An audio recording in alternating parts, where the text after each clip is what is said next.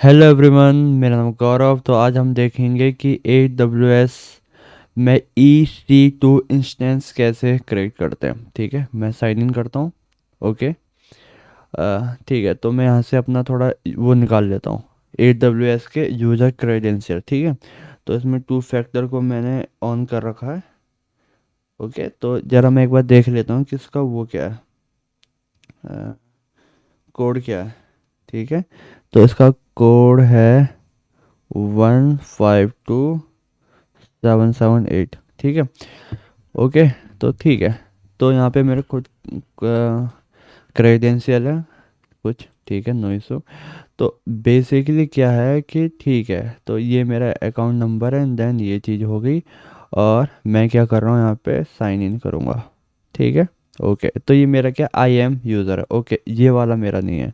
ठीक है, I am user निकालने के लिए मेरे को इसकी ज़रूरत पड़ेगी। एक सेकेंड। हाँ, ठीक है। ओके। ओके, तो ये मेरा, ठीक है, अकाउंट है। यहाँ पे करता हूँ, ये मैंने एक IAM यूज़र बनाया है। कॉपी करता हूँ एंड देन पेस्ट। ठीक है, साइन इन करता हूँ। ओके। ओके, तो साइन इन हो गया। अब हम बताएंगे EC2 इंस्टेंस। तो ये होता है EC2 इंस्टेंस। हमने सर्विस पे क्लिक किया और फिर मैं थोड़ा इस स्क्रीन को थोड़ा सा बड़ा कर देता हूँ। ओके। ओके, और मैं इसे को थोड़ा सा ये कर देता हूँ। परफेक्ट। ओके, ठीक है, तो यहाँ पे मेरा एक इंस्टेंस चल रहा था जो कि अभी मैंने स्टॉप कर दिया है। देख रहे हैं आप? ठीक है, ये स्टॉप हो गया है। तो अपन क्या करेंगे कि EC2 इंस्टेंस को हम लॉन्च करेंगे। तो जो नया अकाउंट होता है उसमें हमें कुछ वो मिलते हैं पहले से ही। आई थिंक $100 हमें पहले से फ्री मिलते हैं। फिर उसमें पर service like load balancer and EC2 के लिए $20 हमें एक्स्ट्रा मिलते हैं। ठीक है, जब हम सर्विस यूज़ करते हैं तो अपन क्या करेंगे, लॉन्च इंस्टेंस हमने लॉन्च किया। ठीक है, Ubuntu। ओके, और फिर उसके बाद हमने यहाँ पे सेलेक्ट किया 64 बिट। ओके, ठीक है, पहले से सेलेक्ट है एंड देन यहाँ पे हमने किया। इसमें बहुत सारी चीज़ें हैं like T2 dot nano micro small. तो इनके नाम पे मत जाना बिकॉज एक फैमिली से वो करते हैं डिनोट, मतलब एक फैमिली में लाई करते हैं जिसमें 1 CPU और 0.5 GB मेमोरी लाइक मतलब एक क्रेडेंशियल है जो भी उनके सोर्सेज हैं, वो कितनी सोर्सेज हमें प्रोवाइड कर रहे हैं उसके बेसिस पे इन्होंने फैमिली को डिवाइड कर रखा। तो ये हमारी T2 फैमिली हो गई। ठीक है, T3 फैमिली आप देख रहे हैं, तुम्हें 2 CPU मिलेगा। ठीक है, 8 GB मेमोरी मिलेगी।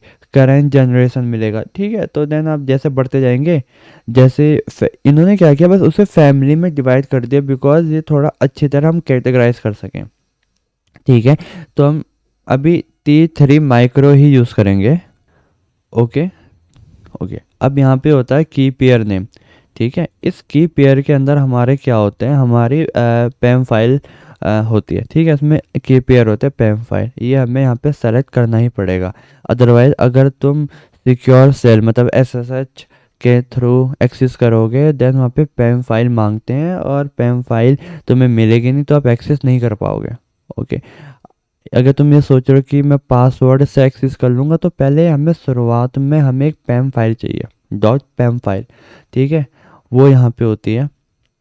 ओके, अब हम यहाँ पे अलाउ कर देंगे HTTPS और अलाउ HTTP। ठीक है, आपको तो देख के पता चल रहा होगा कि क्या चीज़ है अगर आप यहाँ तक आए हो। ओके, तो ये हमारा क्या होता है, पहले से एक स्टोरेज हमें देते हैं।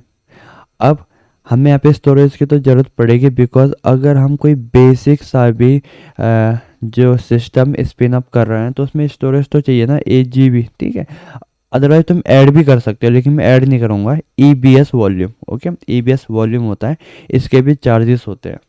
ओके। ओके, तो इतना करने के बाद अपन क्या करेगा लॉन्च पे क्लिक कर देगा। थोड़ा टाइम लेगा देन फिर लॉन्च हो जाएगा। ठीक है, लॉन्च होने के बाद अब मैं स्टेंसिस पे जाता हूँ। अरे हाँ, मैंने यहाँ पे नाम नहीं दिया था। ठीक है, यहाँ पे नाम दे देता हूँ यूट्यूब। ठीक है, डेमो। ओके, और मैं टिक कर देता हूँ। पता है AWS के अंदर ना सारा खेल API का ही है। ठीक है, वहाँ पे यहीं पे अब देखो ये रनिंग है। अब मैं इस पर क्लिक करता हूँ, तो जब इस पर क्लिक करता हूँ इसमें कुछ पॉइंट है जो आपको देखने हैं, जैसे कि पब्लिक आईपी V4 एड्रेस, ठीक है, हमारे पास ये है। एंड एक ऑटो असाइन आईपी एड्रेस है। इस वाले केस में क्या होता है कि अभी इस वाले इंस्टेंस को कोई भी आईपी असाइन नहीं है, तो ये क्या करता है, खुद से आईपी असाइन करने लग जाता है, खुद से ही आईपी असाइन करने लग जाता है, ठीक है। ओके, ये वाला, तो यहाँ पे ये चीज़ें होंगी एंड देन मतलब बहुत सारी चीज़ें हैं, लेकिन बस अभी ये है कि आपका इंस्टेंस करेक्ट हो गया है। तो जब इंस्टेंस करेक्ट हो गया है तो अब यहाँ पे मैं आपको दिखाता हूँ EBS। हाँ सॉरी, पहले मैं आपको ये बता देता हूँ कि इसमें आईपी कैसा असाइन होगी। आईपी असाइन करने के लिए अपने को जाना है इलास्टिक आईपीज में, लेकिन मैं आपको थोड़ा ये बताना चाह रहा हूँ कि अगर आप इलास्टिक आईपी बना के छोड़ देते हैं देन AWS तब आपसे चार्जेस लेगा। ओके, तब उसके चार्जेस लेगा। अदरवाइज जब वो आईपी किसी इंस्टेंस को असाइन है तो कोई चार्जेस नहीं आता उस पर। ओके, तो अपन क्या करता है कि एक इलास्टिक आईपी असाइन कर देते हैं, ठीक है, कौन से वाले पे, ठीक है। हाँ, इंस्टेंस बनाते वक्त ये जरूर मेक श्योर करना है कि आप ये कौन से उसमें बना रहे हो, एरिया में बना रहे हो या फिर कौन से रीजन पे बना रहे हो। ओके, ठीक है, तो एक बार ये मेक श्योर करना, तो उसी पे वो बन जाएगा। तो मेरा AP साउथ 1 है, जो कि हमारा क्या है, एशिया पैसिफिक में मुंबई है। ओके, ओके, मैं करता हूँ एलोकेट। एलोकेट करने के बाद देखो अब ये IP है। ओके, लेकिन अभी मेरी जो IP है वो मेरे इंस्टेंस को गई नहीं है, तो यहाँ पे मेरे क्या लगेंगे, चार्जेस लगेंगे। ओके, तो मैं क्या करता हूँ, इस पे एक्सम परफॉर्म करता हूँ और मैं कहता हूँ इसे एसोसिएट कर दो इलास्टिक आईपी को, और यहाँ पे इंस्टेंस आ जाएगा कि पेंटाक्रिप्ट जो कि बंद पड़ा हुआ है, स्टॉप है, या फिर यूट्यूब डेमो, तो मुझे यूट्यूब डेमो पे चाहिए, ठीक है। ओके, अब मैं क्या करता हूँ, एसोसिएट कर देता हूँ, ठीक है।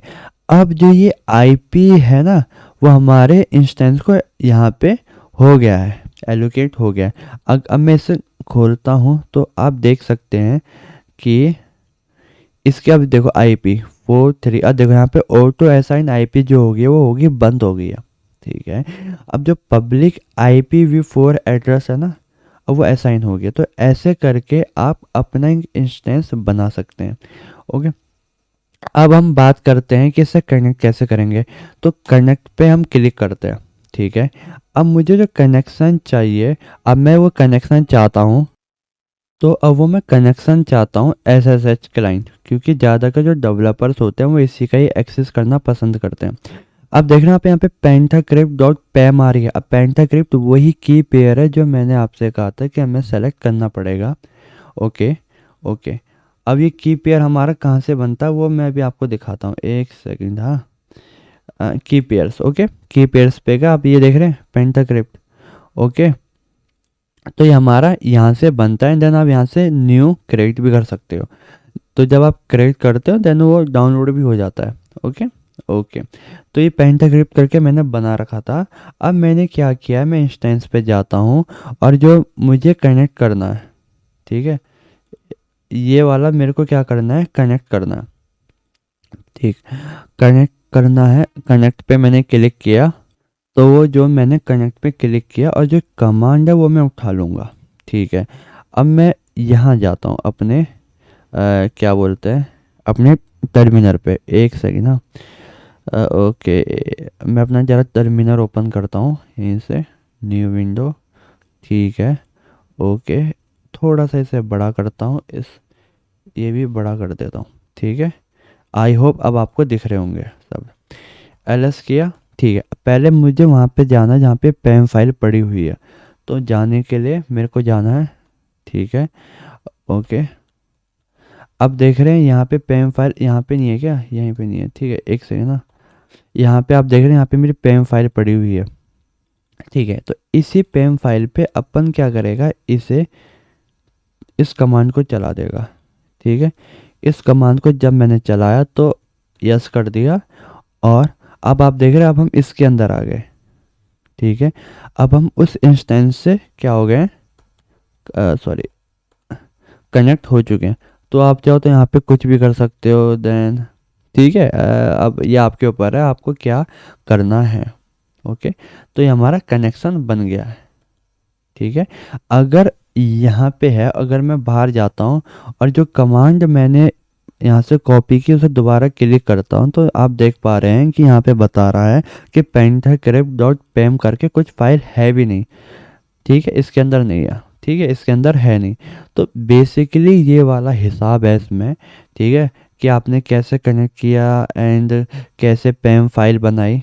पेम फाइल बनाने का हिसाब तो ये रहा, मैंने अभी आपको बताया था कि की पेयर्स के अंदर जाना, देन क्रिएट कर लेना की पेयर, ओके, एंड देन यहाँ से बना लेना डॉट पेम या फिर डॉट पीपी के, आप क्रिएट कर लेना, ठीक है। Okay, okay perfect. और ईबीएस हमारा ये होता है, कहाँ गया, हाँ ये रहा, वॉल्यूम्स इलास्टिक ब्लॉक स्टोर, ठीक है। देखो यहाँ पे दो है, एक तो मेरा पेंटाक्रिप्ट के लिए एलोकेट है और एक हम मेरा यूट्यूब वाले के लिए एलोकेट है। ओके, ओके, यहाँ पे हम बना सकते हैं, फिर देन उसके भी चार्जेस आएंगे, उसके भी चार्जेस आएंगे, ठीक है। यहाँ पे टेंस हो गया एंड देन ये सारी चीज़ें। तो बेसिकली अगर आप इसे भी अकाउंट बनाएंगे ना इसका, तो आपको $100 काफ़ी होता है। मेरा तो जुलाई या फिर उसके अराउंड एक्सपायर हो रहा है, ठीक है। तो AWS बहुत सही चीज़ है। अब देखो यहाँ पे मैंने क्या कर रखा है, यहाँ पे मैंने स्टॉप कर रखा है, ठीक है, यहाँ पे मैंने स्टॉप कर रखा है। लेकिन स्टॉप का मतलब ये नहीं है कि मेरे चार्जेस आने बंद हो जाएंगे, मेरे चार्जेस तब भी आएंगे, बट वो है कि पहले से थोड़े कम आएंगे। जो मेरा इंस्टेंस रनिंग है उसके अकॉर्डिंग, उसके अकॉर्डिंग चार्जेस इसमें थोड़े कम आएंगे, बट आएंगे, बिकॉज ये सोर्सेज और इंस्टेंस मेरे को एलोकेट तो है ही, तो उसके चार्जेस आएंगे और इसके भी अब चार्जेस आएंगे। अब मैं क्या करता हूँ, मेरा हो गया है, ठीक। अब मैं इसे डिलीट कर देता हूँ, ठीक। इससे डिलीट करने के लिए एक्शन पे गए एंड देन, ठीक है, यहीं पे होता है यार, एक सेकंड, मैं कंफ्यूज हो गया हूँ। हाँ ये रहा, ठीक है, ओके, टर्मिनेट कर देता हूँ मैं, ठीक है। अब मैं टर्मिनेट करने के बाद अब जो इलास्टिक आईपी है ना मेरी, जो मेरी इलास्टिक आईपी है वो किसी काम की नहीं रही है, वो असाइन नहीं है किसी को, तो मैं क्या करूँगा, मैं इसे रिलीज़ कर दूंगा यहाँ से, ठीक है। एक सेकंड, हाँ वो अभी इसलिए नहीं होगा बिकॉज अभी वो उसका काम चल ही रहा है, पहले प्रॉपर बंद होगा, देन तब जाके हमारा क्या होगा, टर्मिनेट होगा। एक सेकंड, मैं रिफ्रेश कर लेता हूँ पेज को, ठीक है, इंस्टेंस टर्मिनेट कर रहा हूँ दोबारा, ठीक है, टर्मिनेट करता हूँ दोबारा, फिर से हो रहा है, ओके। थोड़ा सा टाइम लेगा, फिर देन वो आपको बता देगा कि टर्मिनेट हो गया है फिर नहीं हुआ है। फिर देन उसके बाद अपन क्या कर लेंगे, अपने आईपी को रिलीज़ कर देंगे। थोड़ा टाइम लेता है अपडेट होने पे, लेकिन हो जाएगा आपका, ठीक है। अब मैं एक बार देख लेता हूँ, या फिर एक काम करता हूँ, ठीक है, ऐसे डिलीट होने का वेट नहीं करता हूँ, मैं क्या करता हूँ कि पहले मैं क्या करता हूँ, यहाँ से दिस एसोसिएट कर देता हूँ, ठीक है। could not use the elastic IP does not exist, ठीक है। अच्छा, वो फिर वो आपका हो चुका है, ठीक है। अब मैं यहाँ से आराम से रिलीज, ये क्या सीन हो रहा है, एक सेकेंड, हाँ,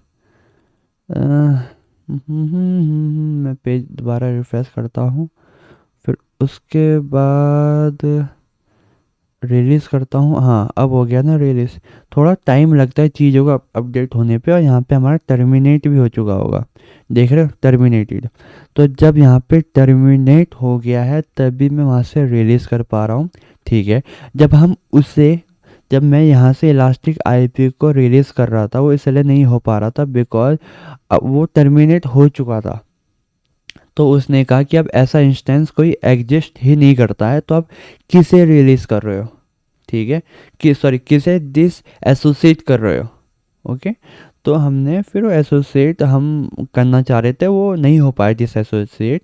फिर उसके लिए फिर हमने 2-3 बार पेज रिफ्रेश किया, देन सारा डेटा अपडेट हो गया, उसके बाद हमने उसे रिलीज़ कर दिया।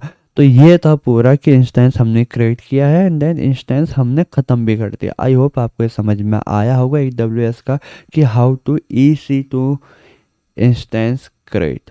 ठीक है, ओके, बाकी आप इसके बारे में पढ़ना, मैं थोड़ा थ्योरिकल भी लेके आऊँगा, लेकिन आज मैं थोड़ा प्रैक्टिकल ले आया। ठीक है, EC2 वर्चुअल मशीन्स होती है, इलास्टिसिटी, ठीक है, वो वर्सटाइल वाला सीन होता है यहाँ पे। तो आई होप आपको ये वीडियो अच्छी लगी होगी, तो जाते समय लाइक सब्सक्राइब कर देना और बाय गाइस।